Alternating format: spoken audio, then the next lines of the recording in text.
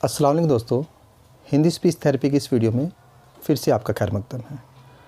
दोस्तों, आज की वीडियो में हम बात करेंगे कि अगर आपके बच्चे की स्पीच डिले है या आपका बच्चा नहीं बोलता तो किस तरह हम उसको घर पे स्पीच थेरेपी दे सकते हैं। मैंने इस पे एक वीडियो बना चुकी है, ये इसका दूसरा पार्ट है। जो मैं चीज़ें आज बताऊंगा ये तभी करने में फ़ायदा है जो आपने इससे पहले किया हो, वो बेसिक करना ज़रूरी है। ठीक है, उसका लिंक डिस्क्रिप्शन में मिल जाएगा। ठीक है, उसमें लिंक साउंड मैंने बताई हुई है और वो करनी ज़रूरी है, भले ही आपको वो लिंक साउंड आती है। ये दोनों वीडियो एक साथ मैं इसलिए नहीं बनाई क्योंकि वीडियो काफ़ी लंबी हो जाती है, क्योंकि उस पर भी कुछ दिन काम करना ज़रूरी है। यानी पहले आप उस पर काम करो फिर इस पर आए। ठीक है, ये बहुत ज़रूरी है। उसमें जो लिंक साउंड मैंने बताए हैं, उस लिंक साउंड की प्रैक्टिस होने के बाद, यानी कि 4-5 दिन, 10 दिन, 15 दिन, जितने दिन भी आप प्रैक्टिस करवाओ, वो उसको अच्छी तरह से आने के बाद फिर आप इस पे आए। लिंक साउंड करवाने के बाद हमें जो काम करवाना पड़ता है वो है प, फ, ब, भ, म। ठीक है, जो हमारे होंठों वाले ओष्ठ ध्वनि जिसको बोलते हैं, इसको हम लेबल साउंड भी कहते हैं। ये करवाने के बाद आपको प, फ, ब, म करवानी है। इसको कैसे करवाना है इसका आज हम एक्सप्लेन करेंगे कि किस तरह आप बच्चों को प्रैक्टिस करवा सकते हैं। अब इसमें सबसे पहले प सिखाना है। अब प में क्या है, अब प में क्या होता है, दोनों होंठ मिलते हैं, प, फ, ब, भ, म, इन सभी में ही होंठ मिलते हैं, लेकिन डिफरेंसेस क्या है, कैसे सिखाने हैं। प में क्या होता है, दोनों होंठ मिलते हैं लेकिन होंठों पे प्रेशर भी आता है। दोनों होंठ मिलते हैं, होंठों पे प्रेशर आता है। अब हो सकता है बच्चा तो दोनों होंठ तो मिला रहा है लेकिन प्रेशर ना दे रहा हो, है ना। तो प्रेशर आपने कैसे प्रैक्टिस करवाने, इसके अलग अलग तरीके हैं। ठीक है, कैसे करवाना है, भले ही आपका बच्चा प बोलता लेकिन फिर भी सिखाना है। ठीक है, अब प बोलने के लिए अब क्या तरीका है, एक तो क्या कहिए, उसकी फिंगर आप अपने होंठों पे लाइए और दूसरी फिंगर उसके लिप्स के आगे लेके जाइए। अब जब प बोलोगे प प, तो उसको फील होगा कि फिंगर दब रही है, उसकी फिंगर दब रही है, यानी कि प्रेशर ज़्यादा आ रहा है। तो वो अपनी फिंगर रखेगा और दबाने की कोशिश करेगा, प प, तो प निकलेगा। ठीक है, होंठों पे प्रेशर आएगा, दोनों होंठ मिलेंगे, होंठों पे प्रेशर आएगा तो प निकलेगा। तो ये उसको प्रैक्टिस करवानी है और साथ में लिखा हुआ भी दिखाना है, रिटर्न में होना चाहिए, दिस इज़ प। ठीक है, अब उसको प आ गया। ठीक है, भले ही चाहे पहले भी आता हो फिर भी आपने प की प्रैक्टिस करवानी चाहिए। जैसे प प प प प प। ठीक है, लिप्स रीडिंग ज़्यादा नहीं करवाने हैं, एक बार उसको दिखा के, चाहे आपको चेहरे पे मास्क लगाना पड़े या आप उसके पीछे बैठ जाओ, उसके कानों का यूज़ करो, प प बुलवाओ। प करवाने के बाद उसको 12 खड़ी करवाओ, प पा पी पी पू पू पे पे पो पौ पंग पह। ऐसे आप 12 खड़ी की प्रैक्टिस भी कराओ, वो भी 20 बार, 30 बार, 40 बार, जितनी बार भी आप प्रैक्टिस करवा सकते हो। यानी कि प के साथ साथ 12 खड़ी भी, उसकी मात्रा भी, उसकी प्रैक्टिस हो रही है। ठीक है, अभी शब्दों पे नहीं आना हमें। फिर प के बाद सिखाना है ब। प और ब में क्या डिफरेंस है, प में भी होंठ मिलते हैं, ब में भी होंठ मिलते हैं। प में होंठों पे प्रेशर आता है और ब में प्रेशर नहीं आता। जैसे कि हम प प्रेशर आया तो प निकला, ब उसको फील हो रहा है कि प्रेशर नहीं आ रहा है, तो ब। ठीक है, यानी कि प्रेशर आएगा प और प्रेशर नहीं आएगा ब। और ये इस तरह आप डिफरेंसेस करवाओगे प और ब का। ठीक है, 12 खड़ी करवाओगे। ठीक है, इसके बाद आप करवाओगे फ।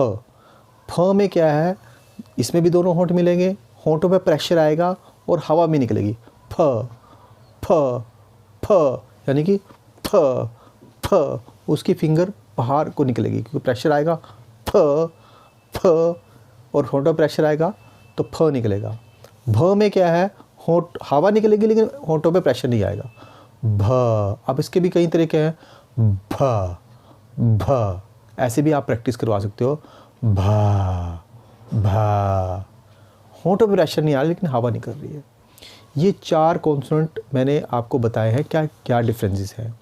ठीक है, इसके बाद म मैं आपको पिछली वीडियो में बता चुका हूँ, दोबारा बता रहा हूँ। इसमें नाक से वाइब्रेशन आएगी, मा मा म, नाक से वाइब्रेशन आएगी, आप एक फिंगर उसकी नोज के आगे लेके जाओगे और दूसरी फिंगर अपने नोज़ के आगे लेके आओगे और नाक वाइब्रेट करेगी तो म निकलेगा।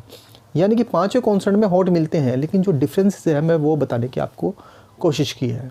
तो इस डिफरेंस के ज़रिए आप उसको 12 खड़ी भी की प्रैक्टिस करवाएं, ठीक है, और उसको कॉन्सोनेंट की पहचान भी करवाएं। मैं बार बार कह रहा हूँ कि रिटर्न में लिखा होना ज़रूरी है, ताकि उसकी एकेडमिक भी साथ में चलती रहे, उसकी पढ़ाई भी होती रहे। क्योंकि आप पूछोगे ना भाई दिस इज़ आ, दिस इज़ ई, दिस इज़ प, दिस इज़ म, दिस इज़ फ, है ना, और डिफरेंसेस भी होंगे।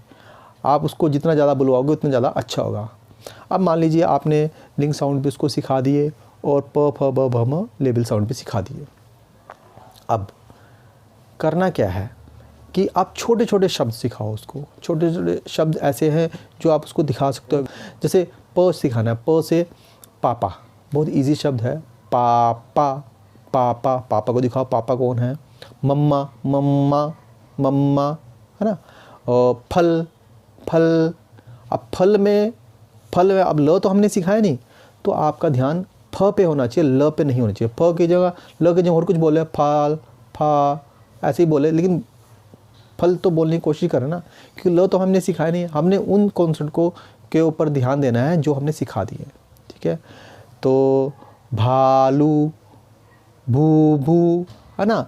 इस तरह कोई भी वर्ड्स आप छोटे छोटे शब्द जो आप दिखा सकते हो, ठीक है, वो आप शब्द सिखाओ, ठीक है। नहीं सिखा सकते हो तो उसको समझ होनी चाहिए भाई ये क्या है ना। छोटे छोटे शब्द सिखाने हैं।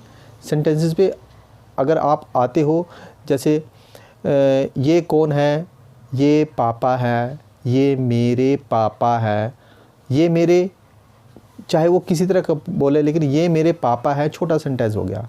मेरे पापा, मेरे पापा, मेरा पूरी तरह से ना बोल पाए, मेरे में मैं सही बोले, र बेशक ना आए, लेकिन मैं सही आए और पापा सही आए। छोटे छोटे सेंटेंस सिखाने हैं उसको, बार बार प्रैक्टिस करवानी है। जितना ज़्यादा आप उससे बातें करोगे उतना ज़्यादा अच्छा होगा, क्योंकि आपकी प्रैक्टिस जितनी ज़्यादा होगी उतनी ही ज़्यादा अच्छी होगी। आप कई बार ये कहोगे सर हमने तो फ सिखाया था, ये फिर भूल जाता है बार बार। इन बच्चों को बार बार प्रैक्टिस करवाना होता है, क्योंकि ये भूल जाते हैं। जिनको पैरालिसिस की प्रॉब्लम है वो बिल्कुल भूल चुके हैं, तो वो भी इस डिफरेंसेस से वो प्रैक्टिस कर सकते हैं। क्योंकि अगर वो पैरालिसिस वाला मेरी वीडियो देखेगा तो उसको एकदम समझ में आ जाएगा कि उसको क्या काम करना है, ठीक है।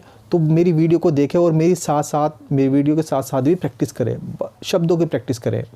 और जिनको पैरालिसिस है उनके साथ में किसी घर के कोई मेंबर को मेरी वीडियो दिखाओ, ठीक है, वो देखे और साथ में उसकी प्रैक्टिस करवाओ। धीरे धीरे उसकी जो शब्दों की प्रैक्टिस होने लग जाएगी और उसको आने लग जाएगा। तो बच्चों को भी करवा सकते हो, चाहे वो किसी भी प्रॉब्लम वाला बच्चा हो, और पैरालिसिस वाले को भी करवा सकते हो। तो ये मेरा दूसरा पार्ट था। दोनों ही एक दूसरे से कनेक्टेड है, ठीक है। तो अगर आपके बच्चों को लिंक साउंड आते हैं, आप थोड़ी बहुत प्रैक्टिस करवा के डायरेक्ट भी इस पे आ सकते हो। तो इसके बाद ये करवाने के बाद आगे क्या करवाना है तो वो आने वाली मेरी वीडियोस में होगा। अगर आपका कोऑपरेशन रहेगा, अगर आप हमें मोटिवेट करोगे, तो हम डेफिनेटली आपके आगे वाले कॉन्सोनेंट पे भी इस तरह टंग पोजीशन बताएंगे और आपको प्रैक्टिस करवाएंगे। लेकिन दोस्तों मैं आपको एक बात और बताना भूल गया कि आपकी एक्सरसाइज ज़रूर चलती रहे। टंग एक्सरसाइज और ब्रीदिंग एक्सरसाइज ये ना छूटे, रेगुलर प्रैक्टिस करवाएं, ठीक है।